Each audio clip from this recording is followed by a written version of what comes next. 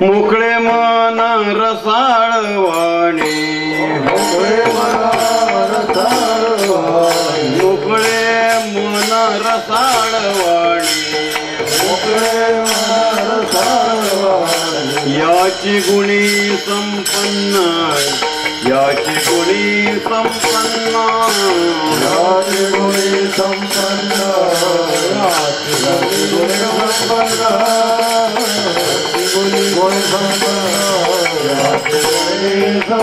मोकळे मन रसाळवाणी मोकळे मन रसाळवाणी याची गुणी संपन्न याची गुणी संपन्न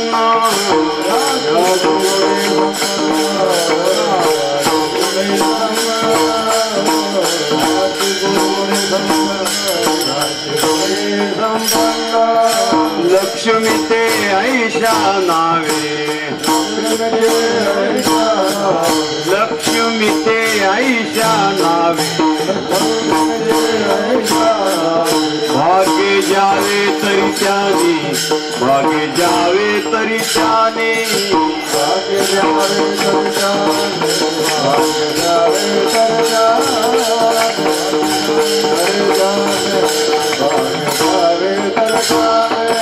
नमनते नम्रता अंगे नमनते नम्रता अंगे नेगे रंगी पालट नेगे रंगी पालट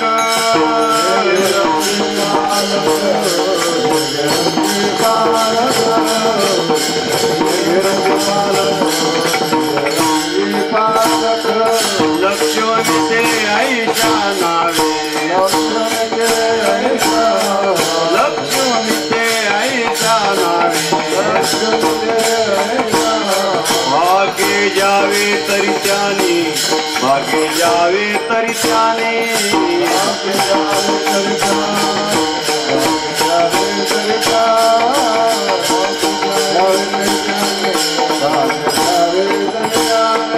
तुका म्हणे त्यांच्या नावे तुका म्हणे त्यांच्या नावे घेता व्हावे संतोषी घेता व्हावे संतोषी घेता व्हावे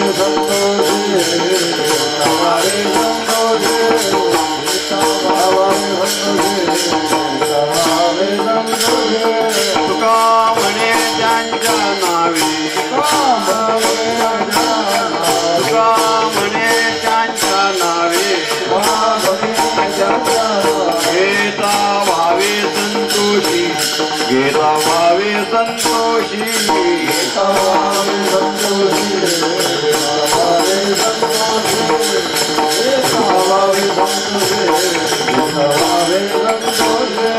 लक्ष्मी ते ऐशा नावे लक्ष्मी ते ऐशा नावे भाग्य जावे तरी त्याने भाग्य जावे तरी त्याने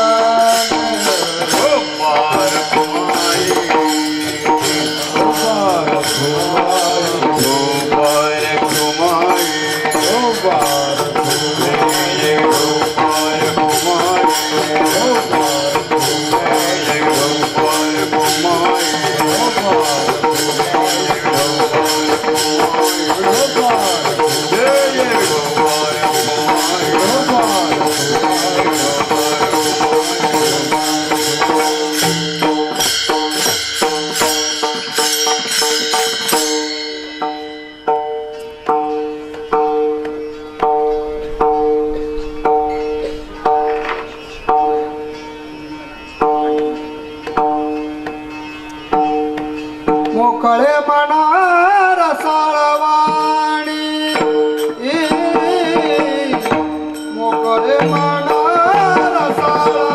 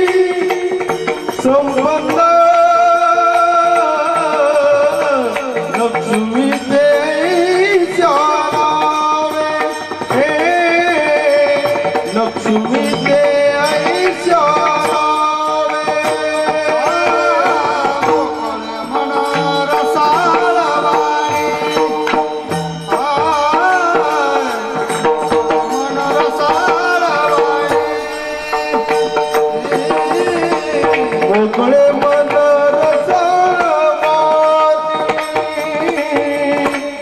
मोकळे मन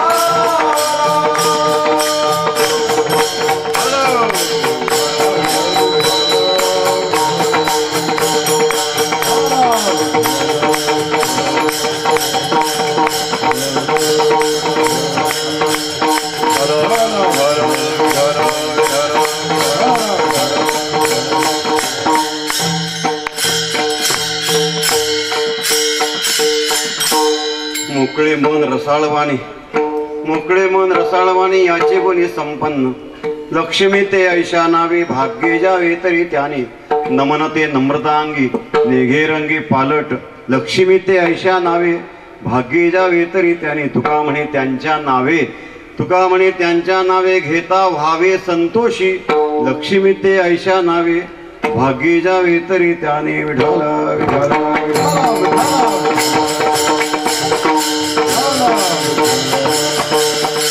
समजन सरोजम सान्द्र नीलांबुदाभम जगननीत पाण्यं मंडनं मंडनानां. तरुण तुलसीमाला कंधरं कंजनेत्रं सदय धवलहासं विठ्ठलं चिन्तयामि. ओम नमो ज्ञानेश्वर, ओम नमो ज्ञानेश्वर.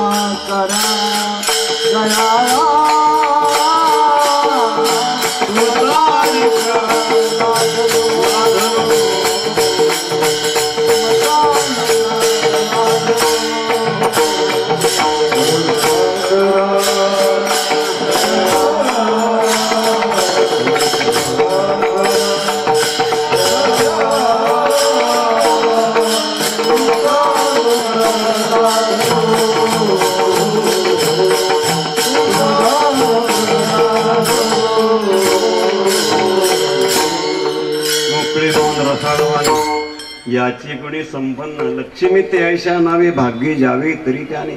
संत श्रेष्ठ जगद्गुरु जगद्वंद तुकोबरा या अभंगातून संत महात्मे कोणत्या गुणाने युक्त असतात त्याचं वर्णन तुकोबरा यामध्ये करतात. विठ्ठल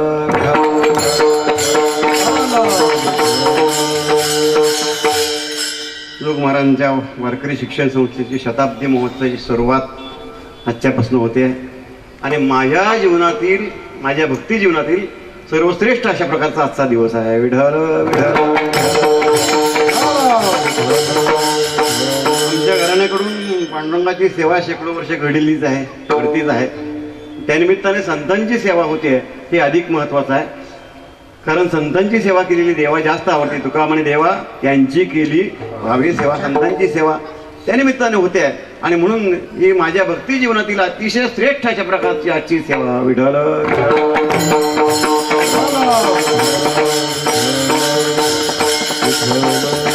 एखाद्या शिक्षण संस्थेचा शताब्दी महोत्सव आणि वारकरी शिक्षण संस्थे सारख्या अत्यंत अडचणीच्या अशा प्रकारे प्रसंगामध्ये कासडच्या काळामध्ये ज्यांनी शिक्षण संस्था वाढवली, जोपासली आणि आज त्याचा वटवृक्ष आपल्याला पाहायला मिळतोय, ती खरोखर असे अत्यंत व आनंदाचा आजचा दिवस आपण म्हणलं तर काही बिघडणार नाही. विठ्ठल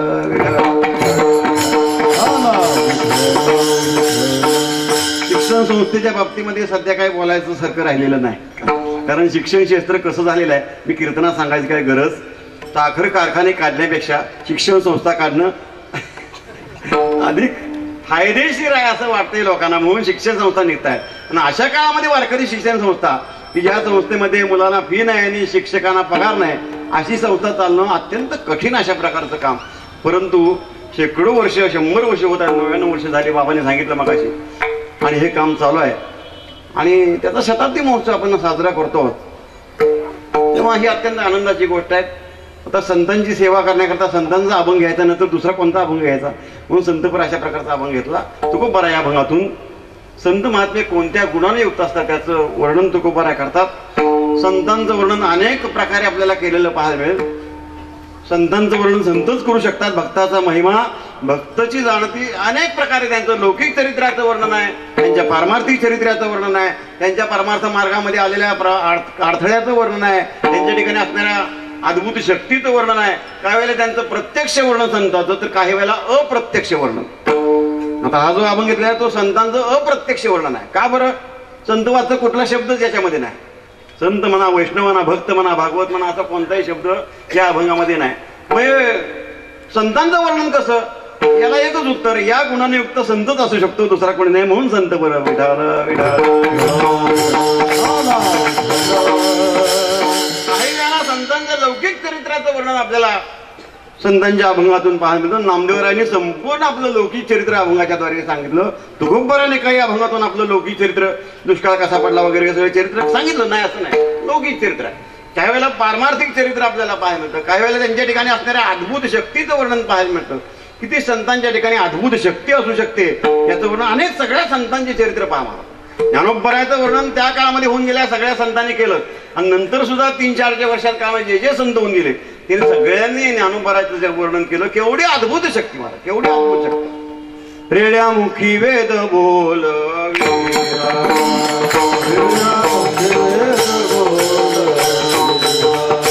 गर्व द्विजाचा हरविला.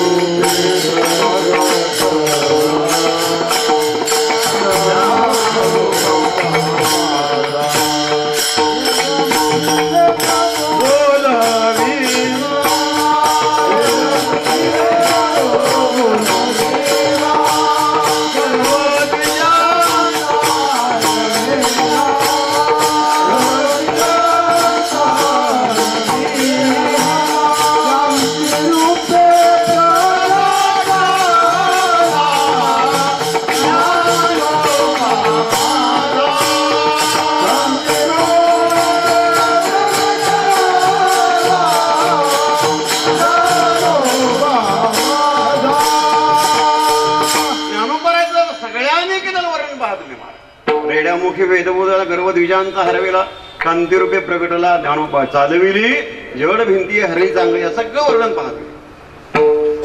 अद्भुत सामर्थ्य संतांच्या ठिकाणी कसं असू शकतं, हा अद्भुत शब्द जर प्रत्यक्ष वापरून जर संतांचं वर्णन कोणी केलं असेल तर ज्ञानोबरायांनी जगद्गुरु तुकोबारायांचं वर्णन हा अद्भुत शब्द वापरूनच केलं.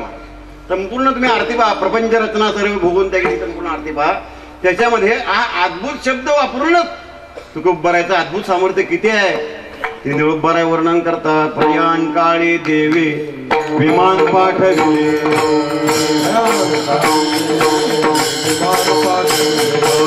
प्रयाण काळी देवी विमान पाठविले,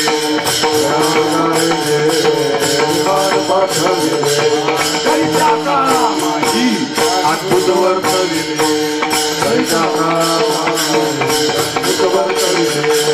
मानव देह घेऊनी जला मागिले,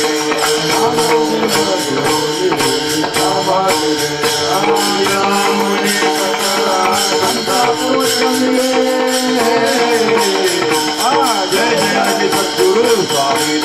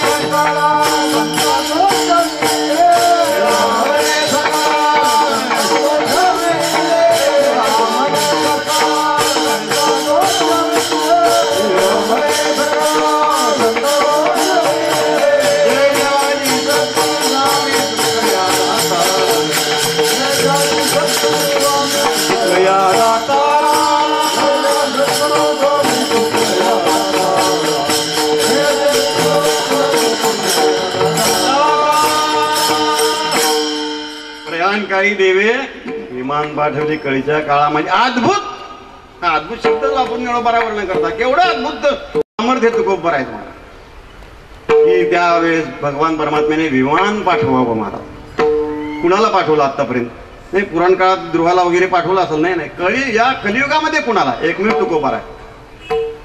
क्षमा मागून बोलू का? आमच्यासारखी 10-5 महाराज पण पंढरपूरच्या 10-20 वाऱ्या झाल्या म्हणजे विमानाची वाट बघतात. विमान असं आपल्या कुणाला ना त्याला तुकोबराय वाटणार. बरं नुसतं विमान पाठवलं एवढ्यावर नाही, त्या प्रसंगी जगद्गुरु तुकोबरायची परमात्म्या पंढररायाने आदराने पूजा केली. जया पूजिले आदरे पांडुरंगे, विमानस्थ केले प्रयाण प्रसंगे, तनु मानवी दिव्य रूपीच केली, न त्यागी तिये दिव्य लोकासी नेली.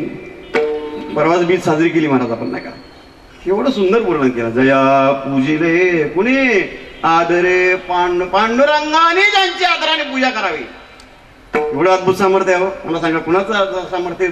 संतांचं सामर्थ्य. असं अद्भुत कशा करता सांगायला बघ. असं अनेक प्रकारे संतांचं वर्णन आपल्याला पाहायला मिळतं. काही वेळेला लौकिक चरित्राचं वर्णन आहे, काही वेळेला अलौकिक चरित्राचं वर्णन आहे, काही वेळेला त्यांच्या ठिकाणी अद्भुत असणाऱ्या सामर्थ्याचं वर्णन आहे, काही वेळेला प्रत्यक्षामध्ये संतांचं वर्णन, तर काही वेळेला अप्रत्यक्ष संतांचं. सांगितलं की अप्रत्यक्ष का संतवाचक शब्दच नाही कोणता या अभंगामध्ये. संपूर्ण अभंग म्हणून दाखवतो मला. आहे का कोणता संतवाचक शब्द सांगा मला? मोकळे मन रसाळवाणी याचे गुणे संपन्न, लक्ष्मी ते ऐशा नावे, भाग्ये जावे तरी त्याने, नमनते नम्रता अंगी, नेघे रंगी पालट तुका म्हणे त्यांच्या नावे घेता व्हावे संतोष. आहे का संतवाचक कुठला शब्द? संत वैष्णव भक्त भागून नाही. संतांचं वर्णन कसं काय आहे? त्याला उत्तर येत अगदी साधा आहे हो नाही का? या वर्णनाने संतच असू शकतो, दुसरा कोणी नाही. काय आहे नाव जरी नसलं ना तरी वर्णन कशाचं चाललेलं आहे हे आपण समजू शकतो ना. वर्णनावरून कशाचं वर्णन आहे समजू शकतो का नाही आपण? काय झालं ते गीता संपूर्ण सांगून झाल्यानंतर तो धृतराष्ट्र त्याने संजयाला विचारलं, संजया ते गीतेचं तत्व राहू दे, मला देणं घेणं नाही. किती म्हातारा पुत्र ज्ञानी मोहित झाला होता बघा. मला देणं घेणं त्याच्याशी काय? मला एक सांग, या भारतीय युद्धामध्ये कोणाचा विजय होईल? आता संजयाला दिव्य दृष्टी दिली होती भगवंतानी, त्यामुळे पुढं काय होणार हेही त्याला दिसत होतं. आणि म्हणून आता म्हाताऱ्याचे 100 पोरं मरणार आहेत की त्याच्या तोंडावर कसं सांगायचं अवघडच आहे का नाही. आणि राजाही किती झालं तरी मालक आहे तो, काही झालं तरी संजय सेवक त्याच्या हाताखालचा, तर राजाचं वाईट त्याच्या तोंडावर सांगायचं कसं. म्हणून मग संजयाने जरा वेगळ्या मार्गाने सांगितलं, महाराज कोणाचा विजय सांगू. गीतेचा सगळ्यात शेवटचा श्लोक, यत्र योगेश्वर कृष्ण यत्र पार्थो तत्र स्त्रीर विजय होतीर ध्रुवा नीतीर मतीर मम. मला असं वाटतंय म्हणाले, ज्या पक्षाला भगवान श्रीकृष्णाचं सहाय्य आहे त्यांचा विजय होईल. म्हणजे तुमचा पराजय होईल सांगायची काय गरज आहे का, काही गरज नाही. त्याला म्हणतात अप्रत्यक्ष. एका शिकाऱ्याने एका पोपटाला चांगलं बोलायला शिकवलं होतं. काही काही पोपट चांगलं बोलतात, म्हणजे मिठू मिठू बोलतात नाही का. या बसा नमस्कार एवढं तर सगळेच पोपट बोलतात. अजून त्याला काय अधिक शिकवलं होतं आणि म्हणून त्याचे अधिक पैसे काहीतरी मिळावेत म्हणून त्या जंगलातल्या माणसांनी तो पोपट राजाकडे घेऊन, राजासाहेब काय पोपट आहे, काय वैशिष्ट्य आहे, माणसासारखं बोलतो असं बोलून दाखव बरं. काय काय शिकवलं असं तेवढं बोललाच नाही. राजाला आश्चर्य वाटलं. राजाने पोपट खरेदी केला. पण राजाला आश्चर्य वाटायला लागलं, काय म्हणाले माणसाला माणसासारखं बोलता येत नाही काही वेळेस आणि पोपट माणसासारखं बोलतोय काय होईल. आणि म्हणून त्या पोपटावर त्या राजाचं प्रेम बसलं. मगाशी बाबांनी सांगितलं कुणाला काय आवडतं प्रेम, कुणाला कुत्रे पाहायला आवडतं, कुणाला काय. तसं त्या राजाला ते पोपट अत्यंत प्रेम बसलं. त्याच्यावर इतकं प्रेम, इतकं लढा लागला त्याचा की सारखा पोपट जवळच पाहिजे. आता पोपट काय जास्त बोललो त्याच्याशी, जेवढं शिकवलं तेवढंच बोलणार, काय जास्त बोलणार. परंतु पोपट सारखा जवळ. राज्य कारभाराकडे दुर्लक्ष व्हायला लागलं. लोक यायचे, त्यांची भेट व्हायची नाही, त्यांचे प्रश्न तसं नाराज होऊन निघून जायचे. 7-8 दिवस झाले. प्रधानाला काळजी पडली, काय चाललंय म्हणले. राजा आहे, त्या राजाची काही कर्तव्य आहेत का नाही. राजाचे कर्तव्य सोडून तो जर सारखा पोपटापाशी जर वेळ वाया घालावा लागला तर राज्य चालवायचं कसं. एके दिवशी सावध करण्याच्या दृष्टीने प्रधानाने सांगितलं, राजासाहेब असं काय करता म्हणाले, आपले काय कर्तव्य, माणसं लोक भेटायला येतात, त्यांचे काही प्रश्न असतात, कुठे टँकर पाठवायचा असतो, कुठे दुष्काळ जाहीर करायचा असतो, तुम्ही त्यांची गाठ घेत नाही, भेट नाही, नाराज होऊन जातात बिचारे.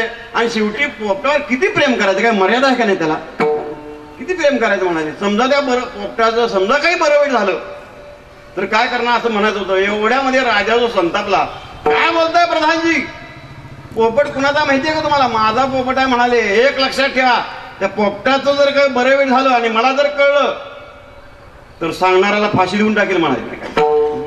पोपटाचं जर बरं वाईट झालं आणि मला जर सांगितलं येऊन तर सांगणाऱ्याला काय करेन, फाशी देऊन. माझ्या पोपट आहे, काय कळतं का नाही तुम्हाला म्हणजे.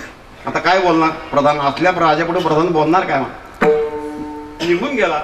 10-15 दिवस झाले, महिना झाला आणि एके दिवशी पोपट खरंच मरून पडला. मरणारच की, आयुष्य संपलं, मरणार. पोपट मेला आणि त्याची काळजी पडली प्रधानाला. काय राजाला बातमी सांगायची कशी, का बरं, काय अडचण, काय सांगितलं तर फाशी आहे ना. आता कोण सांगितलं राजा सांगा बातमी. प्रधान हुशार होता आणि बहुतेक अशा राजाचे प्रधान हुशारच असतात ते. त्यांनी विचार केला, राजाला तर बातमी कळली पाहिजे आणि आपली फाशी वाचली पाहिजे. प्रधान राजासाहेब काय प्रधानजी, बातमी काय, बातमी वाईट आहे माहिती, सांगा ना काय झालं. पोपट होता ना पोपट, त्याचं काय. तो पोपट कालच्यापासून उठत नाही, बसत नाही, खात नाही, पित नाही, हातपाय ताट केलेले आहेत, डोळे पांढरे केलेले आहेत, हालचाल सगळी बंद आहे. कशाचं वर्णन, मरणे संताचं नाव जरी नसलं तर या वर्णनायुक्त संतच असू शकतो. म्हणून हे संतांचं अप्रत्यक्ष किंवा पर्यायी वर्णन जगद्गुरु तुकोबराय आहे. संत महात्मे कोणत्या गुणाने युक्त आहेत याचं वर्णन पहिल्या चरणा करतात. मन रसाळवाणी मोकळे मन रसाळवाणी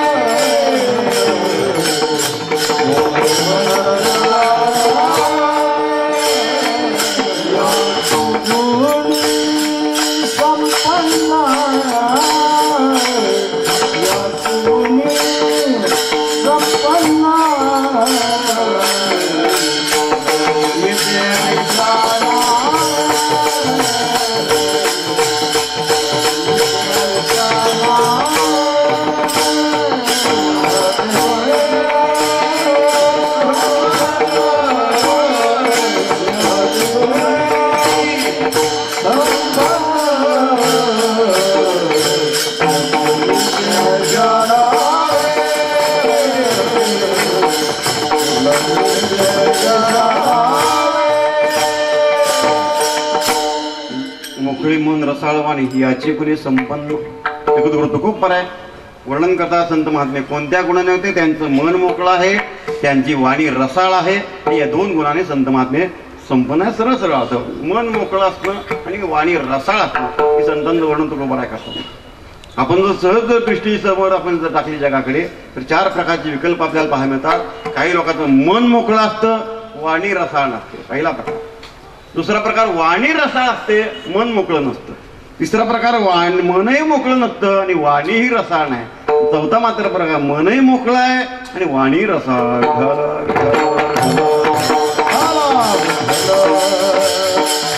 पहिला प्रकार काही लोकांचं मन मोकळं आहे, वाणी रसाळ नाही. रसाळ तर नाहीच नाही, उलट रटाळ आहे नाही का. मला लागलं म्हणजे काही काही लोक असे विचित्र बोलतात की कानावर कान झाकून घ्यायचं असं तऱ्हेचं बोलणं. चांगलं बोलणं नाही, कधीही चांगलं बोलणं त्यांच्याकडून येणार नाही. लोकांच्या मनाला लागेल असं बोलणं, त्यांच्या बोलणे जशी वृष्टी इंगळाची म्हणतात नाही, म्हणजे विंचू चावल्यानंतर जशा वेदना होतात तसं तऱ्हेचं बोलणं. काही लोक चांगलं बोलणं कधीच माहित नाही. शब्द आहे, शस्त्र आहे, जरा जपून वापरा म्हणतो आपण, विचार कोण करत नाही. मला त्या शब्दाचे परिणाम काय होतील, दुसऱ्यावर त्याचे काय परिणाम होतील माणसं विचार. कदाचित मन मोकळं असेल, बोलताना त्याचे काय परिणाम होतील माणसं विचार करत नाहीत. तुम्हाला सांगू का, हे कौरव पांडवाचं युद्ध जे झालं ना, ते केवळ एक द्रौपदीचं वाक्य कारणीभूत ठरलं. मला सांगा काय गरज होती का बोलायची? भगवंतांनी प्रेरणा दिली आणि एक वाक्य माहिती आहे आपल्याला सगळं, आंधळ्याचा पोरगा आंधळा, हे वाक्य केवढा परिणाम झाला मार त्या वाक्याचा. दोन्ही कुळं जवळजवळ संपून गेली. अशा तऱ्हेचं बोलणं मन मोकळं असते कदाचित, बोलणं चांगलं नाही का, वाचिक पाप आहे, वाचिक पापाचा प्रकार. तेव्हा मन मोकळं जरी असं बोलताना त्याचे काय परिणाम होत विचार माणसं करत नाहीत, पहिला प्रकार. दुसरा प्रकार नेमका याच्या विरुद्ध. काही लोक बोलतात गोड पण त्यांचं मन मोकळं नसतं. फार घातकी लोक बरं का, यांच्यापासून जरा सांभाळायला आलं पाहिजे. कारण दुर्जनाचं वर्णनच केलंय. दुर्जन प्रियवादीने एतद विश्वास कारण मधु तिष्ठती जिव्हाग्रे हृदय तो हलाहलम. माणसं एवढं गोड बोलतात, एवढं गोड बोलतात. मला तर असं नेहमी वाटतं कोणी गोड बोलायला लागले त्यांच्यापासून सावधर जावं, कारण गोड बोलून केव्हा काटा काढतील काय सांगता येत नाही. दुर्जनाचं गोड बोलणं, मधु तिष्ठती जिव्हाग्रे हृदय तो हलाहलम. गोड बोलणं अगदी जिभेवर साखर पेरल्यासारखं गोड बोलणं आणि अंतःकरणात विषच विषच. पुतना मावशी उदाहरण घ्या, किती गोड बोलत होती, किती सुंदर रूप घेतलं होतं. अंतःकरणामध्ये काय होतं? विषच होतं, प्रत्यक्ष विष. भगवान श्रीकृष्णाचा जन्म झाला, 6व्या दिवशी मावशी पोरं मारत मारत मारत गोकुळात आली. माहितीये सगळ्या आपल्याला, गोड बोलायची, सुंदर रूप घ्यायची, घरामध्ये प्रवेश करायची, कुणाचं लक्ष नाही म्हणून पोरं स्तनाला लावायची, पोरं वासानेच म्हणून पडायची. अशी पोरं मारत मारत मारत 6व्या दिवशी आली गोकुळामध्ये, नंदाच्या घरी आली, नातं जोडलं यशोदेशी. काय यशोदे, मुलगा झाला सांगितलं नाहीस? अगं मी तुझी लांबची लांबची लांबची बहीण, विसरली बहिणीला. अगं निरोप पाठवायचा, माणूस पाठवायचा, पत्र पाठवायचं, कमी कमी मोबाईल तरी करायचा. काहीच नाही म्हणे. तुला मुलगा झाला कळलं आले, कुठं आहे मुलगा दाखव. मुलाला तना लावायचं. यशोदेला कळत ना कुठली मधनच बहीण आपली उपटली नव्हती तर कसं करणार? कुठली तरी परकी बाई आहे, कसं द्यावं त्याच्याजवळ. मग म्हणली जा उद्या ये, दुपारी ये, झोपलाय, सकाळी नाव घातलंय त्याला, आता झोपलाय, जा दुपारी ये असं म्हणून सांगायचं. एवढ्यात भगवंताने आतून ऐकलं आणि विचार केला, आई किती बोळे आहे. कंसाने पाठवलेलं पहिलं गिराईक आणि भवानी पारी नाट लागतोय. भगवंताने आता रडायला सुरुवात केली. रडायला सुरुवात केली. यशवंत मावशी म्हणते पुन्हा काय खोटं बोलतीस म्हणाले. नाही पोरग जागा आहे ना. आत गेली, खाली बसली, तनाला लावलं. आता आत्तापर्यंतची पोरं जी मेली होती, हा बाबा मरणार होता का? हा तिचं बारसं जीवन होता. भगवंताने विचार केला, मावशी काय करू आता, स्तन तुझ्या हाताने माझ्या मुखामध्ये घातला तू, म्हणजे आता आईचं नातं, आता आईला जी गती ती द्यावी द्यायला तुला, इथं नको म्हणाले. तुला मुक्त करायचंय, परंतु मुक्त होताना मूळ राक्षसी नाही तू, तुझा केवढा देह कुणा माहिती, इथं नको, घराच्या बाहेर माळ रानावर दिलं. भगवंताने आकर्षण सुरू केलं, दूध विष होतं, पेलं दूध होतं, त्यांचे प्राण ओढून घेतले. कृष्णा सोड सोड. भगवान माझ्या सोडतच नाही, आता मुक्तच करून टाकतो तो. मुक्त करून टाकतो. दृष्टांत कशा करता सांगितला. बोलणं कसं होतं मावशीच, अत्यंत गोड होतं. आणि अंतःकरणामध्ये काय विषच, प्रत्यक्ष विष. अहो पुराणातलं कशाला, तुम्हाला इतिहासातलं सांगू का. शिवाजी महाराजांनी 16व्या वर्षी पुण्या भागातले किल्ले काही जिंकून घेतले. किल्ले कोणते घेतले, आपल्या आदिलशहाचेच किल्ले जिंकून घेतले. म्हणजे वडील ज्या ठिकाणी सरदार होते तिथलेच किल्ले शिवाजी महाराजांनी जिंकून घेतले, बंड केले. स्वतःच स्वराज्य स्थापन करण्याकरता ते त्यांनी गोष्ट केली. आणि ही बातमी विजापूरला कळली. आपल्याच शहाजीचा मुलगा बंड करतोय आपल्या विरुद्धच. आणि म्हणून ते बंड मोडण्याकरता, माहिती आहे सगळ्या, मी लांबून सांगत नाही, बंड मोडण्याकरता एक सरदार निघाला. कोण, अफजल खान. बंड मोडण्याकरता निघाला. शिवाजी महाराज सुरुवातीचं का 5,000 सैन्य फक्त, आणि हा निघाला जवळजवळ 25,000 सैन्य घेऊन निघाला. शिवाजी महाराजांनी येऊन मैदानामध्ये युद्ध करावं म्हणून मंदिरात रस्त्यामध्ये येणारे सगळे हिंदूंची देवळं सत्यानाश करत चालला. अंदूरला गेला, खंडोबा पडला, तुळजापूरला देवीच्या समोर उभा राहिला आणि म्हणला, तुम्ही सगळी महाराष्ट्राची कुलस्वामीने, बघू तुझा दाखव पराक्रमाचा. आणि घनाचे गाव घातली तुळजापूर. संपूर्ण तुळजापूरच्या देवळात गाईचं रक्त शिंपडून सगळं देऊळ अपवित्र करून टाकलं. असं सोलापूर पंढरपूर फलटण मार्गे व्हायला जायचं त्याला. पंढरपूरला आला. पण माझ्या अभिमानाची गोष्ट आहे म्हणून सांगतो बरं का महाराज, पंढरपूरला जे तुळजापूरला केलं ते पंढरपूरला करायचं होतं. कुंडलिक फेकून दिला पाण्यामध्ये. मंदिरामध्ये आला. आमचे मूळ पुरुष प्रल्हाद भाऊ महाराज होते त्यावेळेला. त्याने विचार केला, आता या काळात दुसरं कोणीही आपलं संरक्षण देवात सुद्धा करू शकणार नाही, अशी कोणती शक्तीच नव्हती महाराज. 25,000 सैन्य हो. अहो एक पोलिसाची गाडी जर आली गावात तर माणसं दरवाजे लावून बसतात सध्या या काळात. आणि 25,000 सैन्य आणि सगळं सत्यानाश करत चाललेलं, काय कोण वाचवणार सांगा. प्रल्हाद महाराज विचार केला, आता या काळात दुसरी कोणतीही शक्ती येणार नाही. प्रल्हाद महाराजांनी पांडुरंगाची मूर्ती उचलली, चल होती ती मूर्ती, आणि स्वतःच्या तळघरात लपवून ठेवला. तोडफोड किरकोळ केली नाही असं नाही, त्याला पुढे जायचं होतं. मी दृष्टांत कशा करता सांगतोय. शिवाजी महाराजाला पत्र पाठवताना गोड भाषा आहे, बोलणं गोड आहे. या राजे, भेटायला या, तुम्ही आमच्या शहाजीचे चिरंजीव. ही गरज, ही करण्याची गरज काय तुम्हाला. तुम्हाला सगळे किल्ले देतो, अजून किल्ले देतो, या भेटीमध्ये तह करा, भेटू आपण. भेटीमध्ये महाराजाचा विडा उचलून आला होता. महाराज शिवाजी महाराजांना माराय करता विडा उचलून आला होता. बोलणं कसं होतं, गोड बोलणं होतं. या भेटायला, या भेटायला. पुढं काय झालं, शिवाजी महाराजांनी तर आपण लक्षात घेतलं, आपण मैदानामध्ये याच्याबरोबर लढू शकत नाही, म्हणून त्याला अशा ठिकाणी गाठावं. आणि अशा ठिकाणी शिवाजी महाराज त्याला गाठलं की जावळीचं खोरं, प्रतापगडचा पायथा, 25,000 सैन्य, जवळजवळ 40,000 झालं पुढं पुढं बरं का. त्या भागात सगळे नंतर मिळून 40,000 सैन्य आणि मावळे 5,000 फक्त. काय झाला तुला विचार करा मला. परंतु तुळजा भवानी जी होती ती काय गप असेल का मला सांगा तुम्ही. आणि पहिला वार अफजल खानाने केला शिवाजी महाराजांवर, आहे ना. चिलखत घातलं होतं म्हणून वाचली महाराज, आपण वाचलो इतिहासामध्ये. पहिला वार केला, चिलखत होतं म्हणून वाचले. आता त्यांनी वार केल्यावर महाराज काय गप असतील का. त्यांनी तिथं सगळं डेंडा बाहेर काढलं, ते सगळं पुढचा भाग जाऊ द्या. मला सांगायचं का कशा करता दृष्टांत सांगितला. खानाचं बोलणं गोड होतं, करणी कशी होती. मधुतिष्ठती जिव्हाग्रे हृदये तू हलाहलम. पंढरपूरला 2 वेळा भगवंताची मूर्ती उचलली बरं का. एकदा अफजल खानाच्या वेळेस आणि एकदा औरंगजेब दिल्ली पासून, मोगल बादशाह पंढरपूर पासून फक्त 25 किलोमीटर अंतरावर बेगमपूर म्हणून गाव आहे. ते बेगमपूर 4 वर्ष त्याचा मुक्काम होता. 4 वर्ष एकाच जागी. मंगळवेढे पुढं मातनूर आहे, मातनूर अलीकडे आहे, पलीकडे बेगम म्हणजे घोडेश्वर होते त्यावेळी. अलीकडे मातनूर महादेवाचं स्थान आहे आणि पलीकडं भीमा नदी मध्ये, पलीकडे बेगमपूर. 4 वर्ष त्या ठिकाणी होता महाराज. काय झाला असेल हो, मला विचार करा. त्यावेळेस सुद्धा मूर्ती लपवून ठेवली होती. काही वेळेस ती मूर्ती आता तळघरातून नाही, देगावच्या पाटलाच्या विहिरीत ठेवली. आम्ही आता दरवर्षी पूजा करायला जातो त्याची. कडब्याच्या गंजीमध्ये ठेवली. 4 वर्ष कुठे ठेवणार हो? आणि कळलं जर असतं मूर्ती इथं आहे तर काय झालं असतं मला सांगा. घरादाराची राख रांगोळी झाली असती महाराज. पण ते देगावच्या पाटलाचं किती मोठं धाडस केलं त्यावेळेस. त्यांनी अक्षरशः आपल्या विहिरीमध्ये, विहीर अशी मोठी मोठी अजून आहे त्याला कमानी बरं का, त्या विहिरीला कमानी विहीर आहे, कमानीमध्ये विहीर लपवून ठेवली. कडब्याच्या गंजीमध्ये नेऊन ठेवली. स्वतःच्या तळघरात नेऊन लपवून ठेवली मूर्ती ती पांडुरंगाची.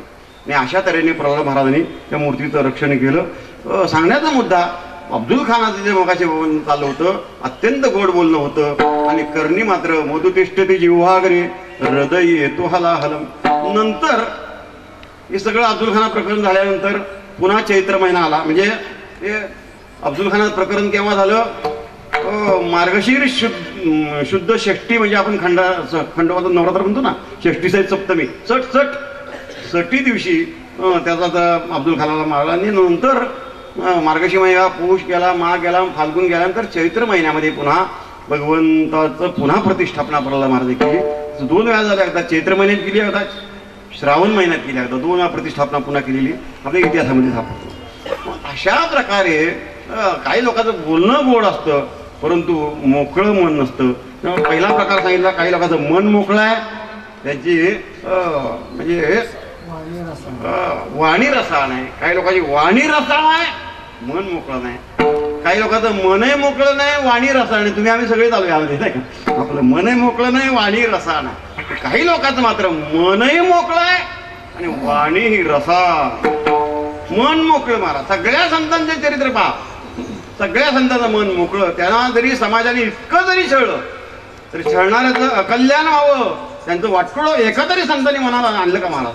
ज्ञानोबाराचं आपल्या पुढे आहे. एवढा छळ झाला या आळंदीमध्ये की त्यांना कोणी भिक्षा वाढली नाही, सावली पडली तरी त्यांना विटाळ मानला. असं जीवन ज्या आळंदीमध्ये त्यांना भोगायची पाळलेली, त्या आळंदीमध्ये मागणं यांचंच कल्याण पहिल्यांदा. जे खळांची वंकड केवढं विशाल मना, ते मन मोकळं असल्याशिवाय शक्य नाही मला. जगद्गुरु तुकोबाराच्या जीवनातली गोष्ट सांगतात.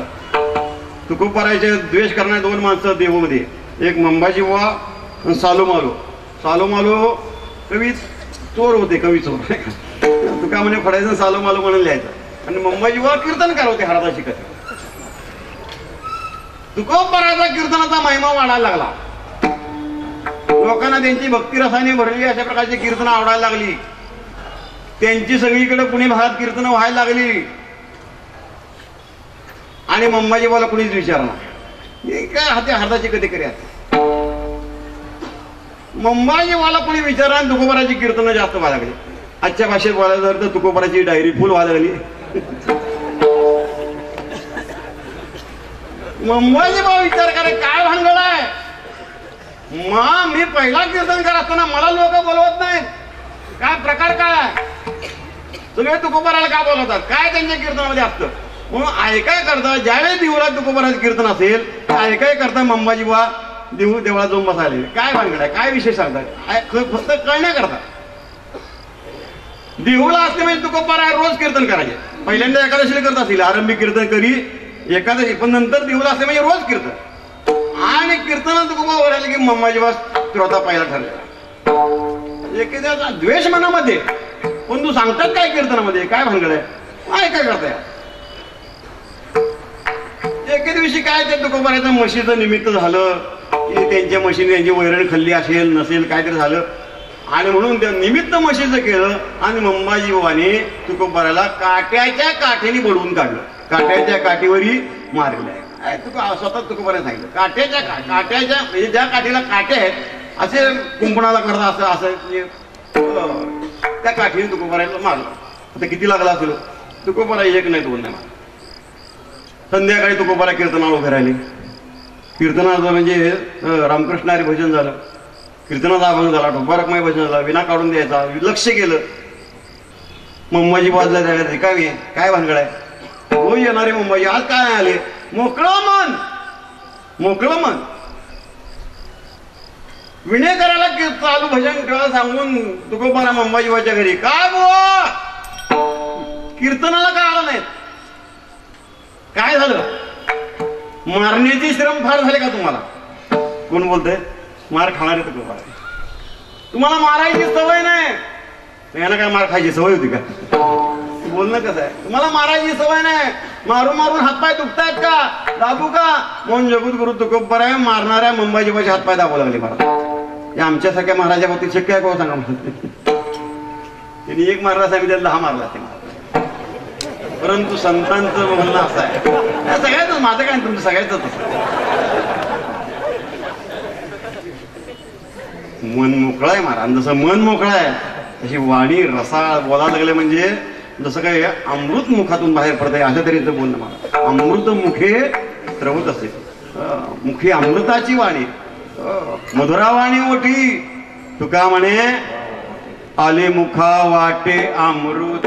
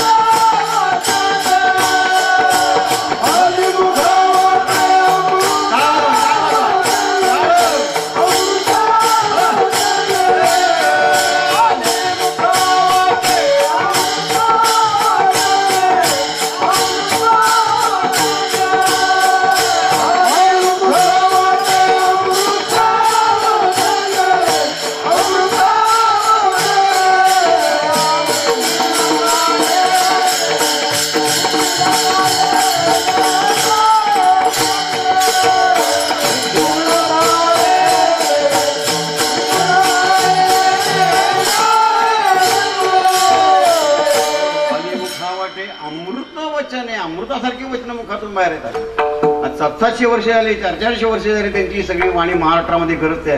काय कारण आहे सांगा? असं बोलणं संतांचं अमृतासारखं मधुर अशा तऱ्हेचं बोलणं. आणि म्हणून तुकोबर आता त्यांचं मन मोकळं आहे, मोकळे मन रसाळ वाणी. आणि या 2 गुणांनी संत महात्मे याची गुणी संपन्न. मन मोकळं वाणी रसाळ असणे या 2 गुणांनी संत महात्मे संपन्न आहेत. आणि हे 2 गुण म्हणजे त्यांच्या ठिकाणी असणारी खरी लक्ष्मी. तुकोबर दुसऱ्या चरणात वर्णन करतात.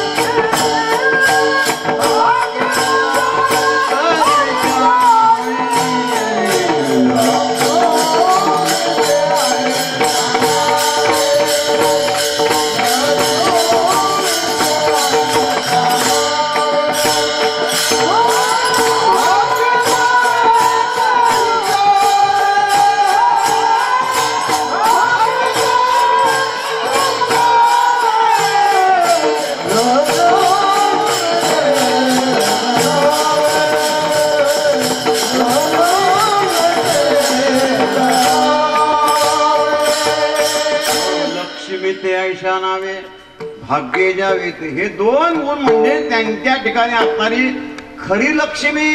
तुम्ही म्हणाल का बाकीच्या लक्ष्मी खोट्यात का? मग असं नाही, लक्ष्मी नाही. काय आहे, लक्ष्मीचा पती जो नारायण त्याचे जसे अनेक रूप आहेत, रूपे अनंताची अनंत अपार आनंद रूपे आनंद वेशे तशी त्याची दासी असणारी लक्ष्मी, तिचे सुद्धा अनेक रूप आहेत. ती फक्त आपण फक्त पैशा स्वरूपात बघतो लक्ष्मी.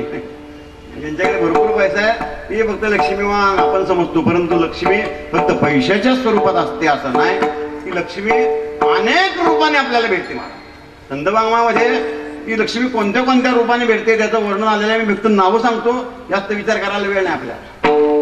तनलक्ष्मी, वनलक्ष्मी, धनलक्ष्मी, माधुर्यलक्ष्मी, राज्यलक्ष्मी, मोक्षलक्ष्मी, वैराग्यलक्ष्मी, ग्रहलक्ष्मी, भाग्यलक्ष्मी, कडकलक्ष्मी, हे सगळे लक्ष्मीचे प्रकार आहेत बरं का. एका रूपाने नाही. पहिली तनलक्ष्मी, शरीर चांगलं असणं लक्ष्मीचं रूप आहे का नाही सांगा तुम्ही मला. शरीर चांगलं असणं लक्ष्मी. शरीर चांगलं असतं तर काही व्यापार उद्योगधंदा आपण करू शकू, काहीतरी आपण पैसा मिळवू शकतो. आपल्या भारतीय संस्कृतीमध्ये संध्याकाळी दिवा तुळशीपाशी देवापाशी लावल्यावर प्रार्थना करतो का नाही? काय प्रार्थना? शुभं करोति कल्याणम आरोग्यम धनसंपदा. आरोग्य ही धनसंपदा. तनलक्ष्मी. दुसरी वनलक्ष्मी, ही संपूर्ण सृष्टी झाडा झुडपाने बहरून यावी लक्ष्मीचं रूप आहे. झाडं नसतील तर कसं भयान वातावरण आहे सध्या. बघा तुम्ही मराठवाड्यात जाऊन महाराज, कळमच्या पलीकडे जाऊन बघा, वारशीच्या पलीकडे जाऊन बघा काय परिस्थिती आहे. हिरवळ बघायला मिळत नाही कुठं महाराज. ही भयान भुवा म्हणतात, भयान परिस्थिती. लक्ष्मीचं रूप आहे. झाडे लावा, झाडे लावा सरकार घोषणा करतं. पर्यावरण, झाडे लावा, वृक्षवल्ली आमास वगैरे सगळे अभंग अशा वेळेस सुचतात त्याला. काय भानगडे काम. परंतु झाडं लावतात. जून महिना आला की दरवर्षी झाडं लावतात. पण एका ठिकाणी कसं काय लावतात मला तर काय कळत नाही अजून. गेल्या वर्षी अजून कुठे गेले, आता कुठे गेले की कीर्तन सांगायचं का? ज्ञानोबरायाने सांगितलं त्यावेळेस जर आपण लक्ष दिलं असतं तर ही वेळ आली नसती. मला संतांनी आमच्या 700 वर्षापूर्वी सांगून ठेवलं. नगरेची रचावी, जलाशये निर्मावी, महावने लावावी नानाविध. ज्ञानोबराय 700 वर्षापूर्वी सांगितलं. कुणी आहे बघितलं त्यांच्याकडे? कुणी बघितलं नाही म्हणून दरवर्षी आपल्याला दुष्काळ. विठाल विठाल.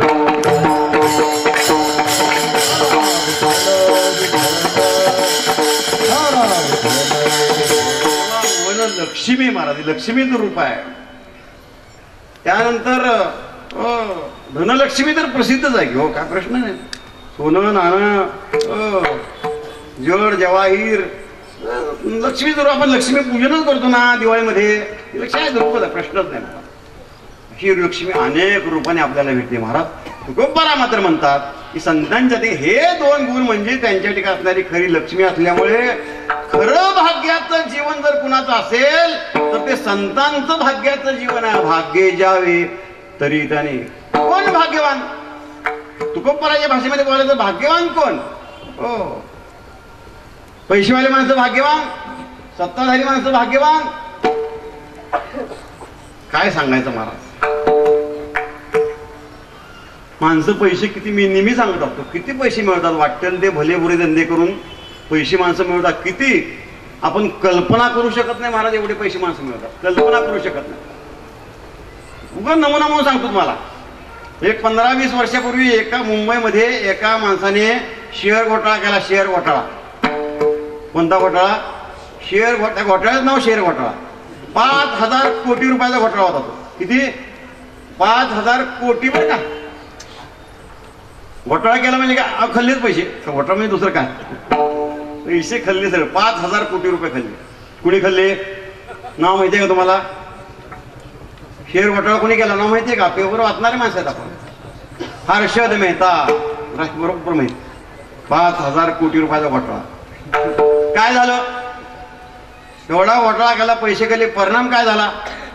तुरुंगात जावं लागलं, मरावं लागलं. 5,000 रुपये खाल्ले, तुरुंगात जाऊन मरावं लागलं. भाग्यवान आहे का? माझा प्रश्न आहे. अजून पुढे चला. हे 5,000 कोटी काहीच नाही. असा एक घोटाळा नंतर 2-5 वर्षात लगेच पुण्याला उघडकीला आला. मुद्रांक घोटाळा. किती हजार कोटीचा होता माहितीये का? 35,000 कोटी रुपयाचा घोटाळा होता. किती? 35,000 कोटी रुपये. काय वारकऱ्याला कळत नाही आपल्याला. 1,00,000 म्हणजे आपल्याला काय कळत नाही. मला सांगा बरं बाबा, 1,00,000 म्हणजे एका किती पूजा द्याव्यात लाख होते सांगा बरं. काय कळते मला.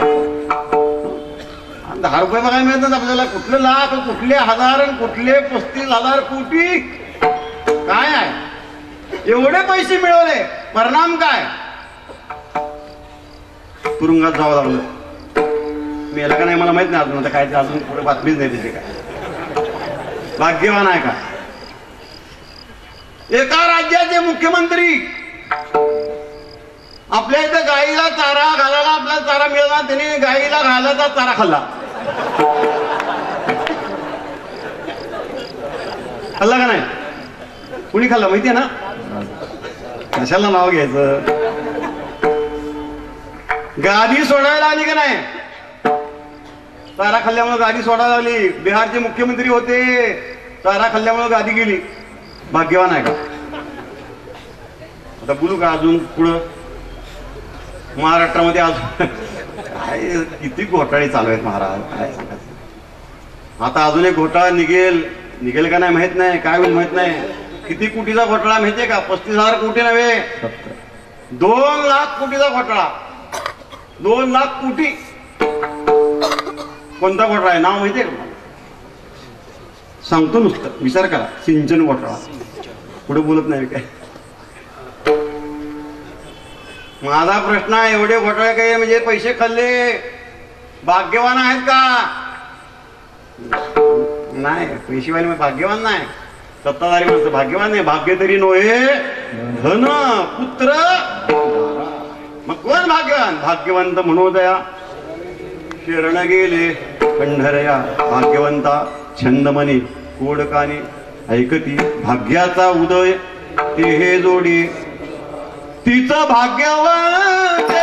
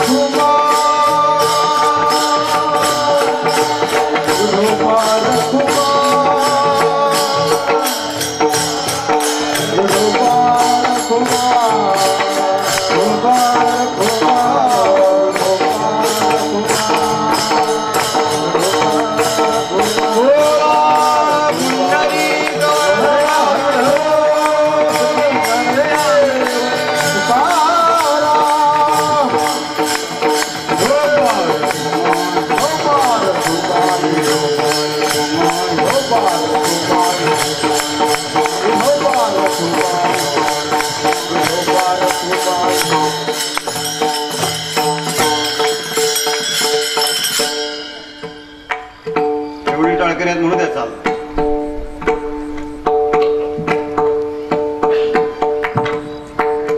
मोकळे मना रसाळवाणी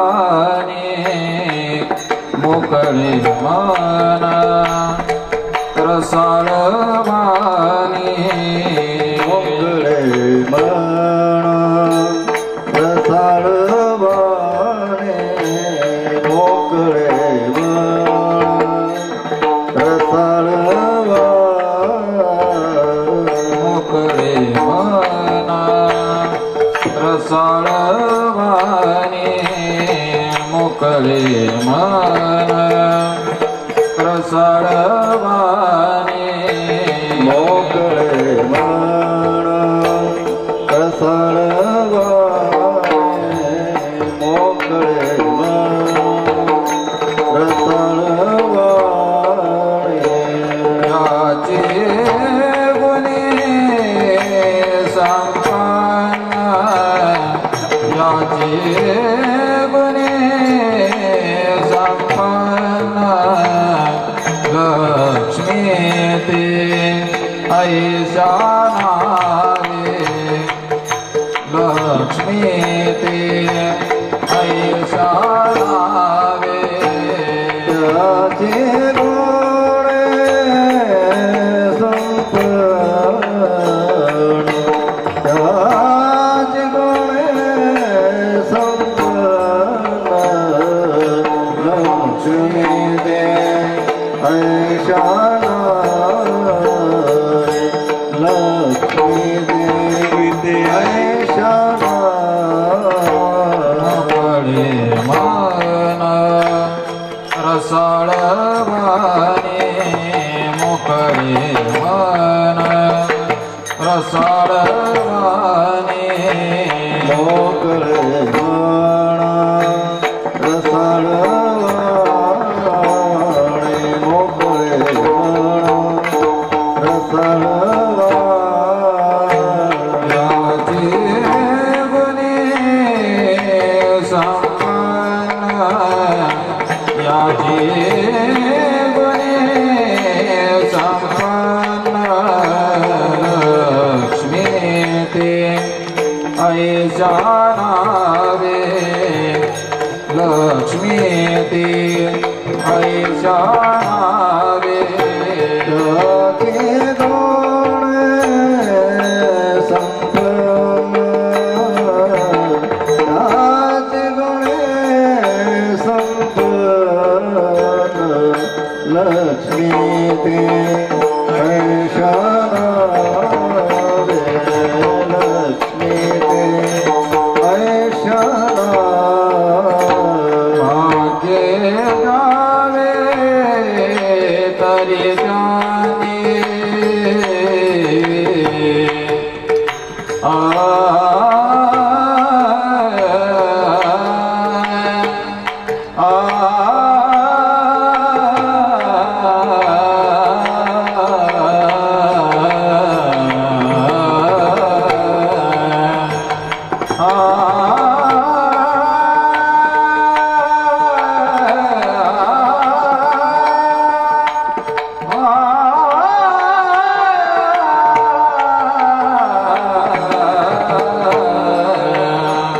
भाग्य जावे तरी जाने आ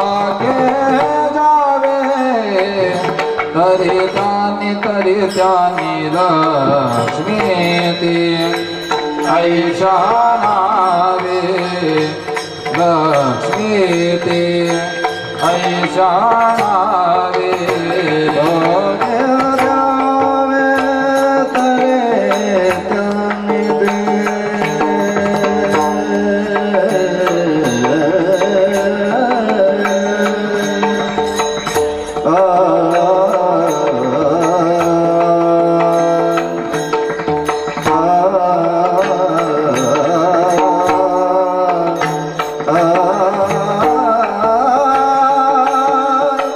आ